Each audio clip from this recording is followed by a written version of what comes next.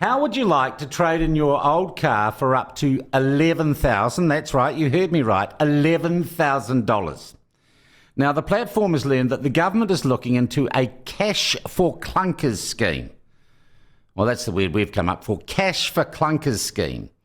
That could mean further subsidies of up to $11,000 per car. Now, we understand that sections of the motor vehicle industry and the credit industry have been consulted by the government, by government officials. Now, the broad idea, as the platform understands it, is that you would be able to trade in your 20-year-old clunker, which would then be scrapped. That's your old petrol or your diesel car. You trade that in for 11 grand in your back pocket. But in order to get it has to be 20 years old, I think, 20 years old on the current proposal. That 20-year-old car gets scrapped.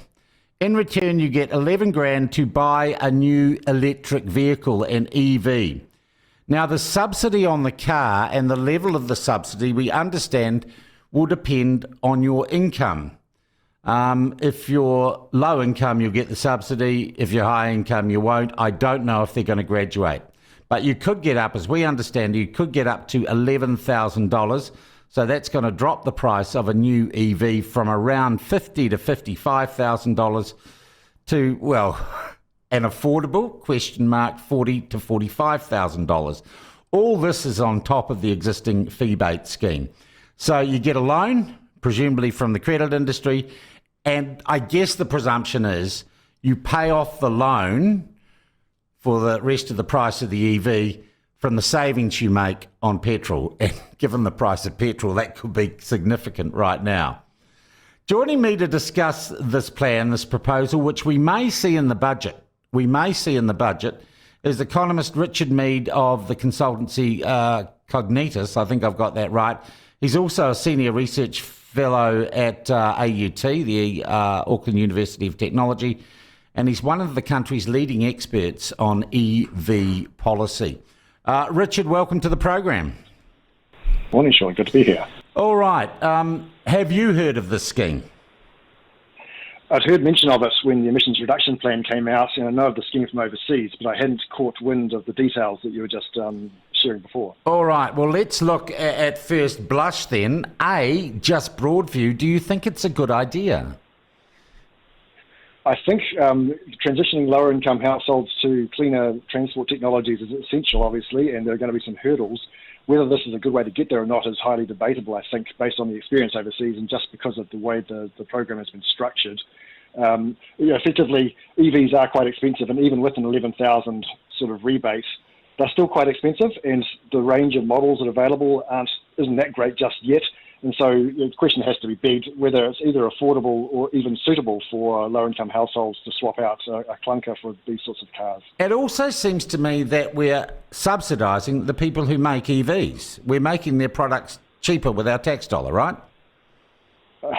You're not wrong, Sean. I mean, basically any kind of stage one economist at university or even late high school gets taught about how subsidies work and how taxes work, and a share of the subsidy goes to the manufacturer. And this is why countries that have favoured these sorts of schemes, they only treated the environmental benefits as secondary. The primary benefit was to try and stimulate their own domestic car industries, because a large amount of the subsidy goes to the car industry. For New Zealand, of course, that's not the case. So a lot of the subsidy will simply head offshore. All right. The other thing that it strikes me in an economic sense, people may well own freehold their clunkers, and okay, they're not great for the environment, but they do own them. They pay to put gas in them. This scheme might encourage people who are doing it tough financially to take on, let's say, $40,000 or $45,000 worth of debt that is on, because any motor vehicle, on a depreciating asset. That can't be a smart economic move for a low-income household.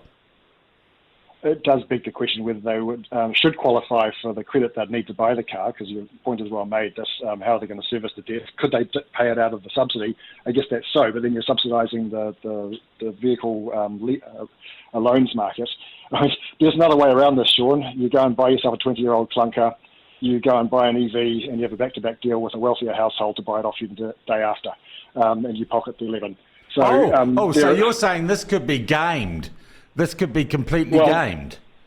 We don't know the detail, and if you're going to write the scheme up, you'd want to make sure, if you didn't want these sorts of arbitrage opportunities to happen, that you have a rule around this. But then, are you going to lock people into owning an EV for how many years if they buy one under the scheme? So there are lots of details that need to be worked through, quite obviously. Okay.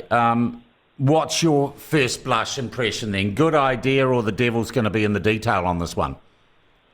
I'd go somewhere in the middle. I'd say effectively the evidence from overseas is that this is not a very cost-effective way to get emissions reductions. There are cheaper ways to get there.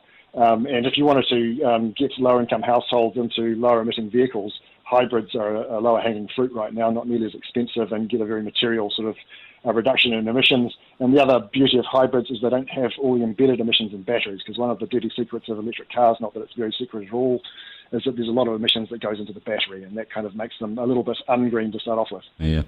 Richard, overall, we all read about the headlines about Tesla and Elon Musk. They're the kind of, the bright, shiny thing in EVs. Is EV technology evolving? Are motor vehicle manufacturers moving towards a point where an EV is pretty well all you can buy, and it is as reasonably priced as a standard motor vehicle? I think we should expect the technology to improve to the point that we'll get a better range of cars with better performance and much more affordable as the technology is improving. Of course, conventional technology is going to keep improving too, so the price difference between conventional and EVs is going to not necessarily shrink to nothing. But the other thing to bear in mind is that there are other technologies on the horizon, like hydrogen fuel cell vehicles, so it's not clear that EVs are necessarily going to win this platform war. All right. Well, I'm sure there'll be some debate about this policy when the government rolls it out for public consultation, but they're setting it up behind the scenes now. Richard, thank you very much indeed for your take on that and your time this morning on the platform.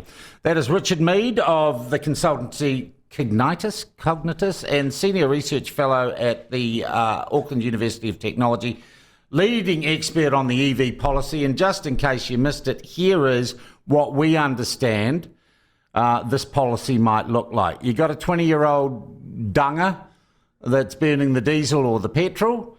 You trade that in. The government gives you $11,000 for that. You've got to be a low-income household or below a certain threshold to get it. You get 11 grand, but that's not cash in your back pocket. The government scraps the old car, crushes the old car. You get 11 grand, but you've got to put that towards buying a new EV. And we have credit companies and banks standing by waiting to charge you the interest on that loan. But it gives you a discount if you're low income to get into an electric vehicle. It'll make the price of an EV on average $40,000 to $45,000. I'm going to call this now. I think it's crazy. I think given our emissions, let's let the market decide rather than the government manipulating it. I don't like the thought of the government, to be honest, getting low-income families further into debt so that we can virtue signal about our emissions in this country. I don't think the government's got any business doing this. I think they are subsidising the EV manufacturers who should be left to deal and price their products in the free market. That is what will lead to real price reductions and to that industry being efficient. So I'm going to call it, from my point of view, I think cash for clunkers is a woke virtue signalling loser of a policy that is more likely to put struggling Kiwis further into debt. Getting them to invest in a depreciating asset is a terrible thing to do with people who may not have the greatest amount, if you like, of financial competency anyway. So that's my call on that.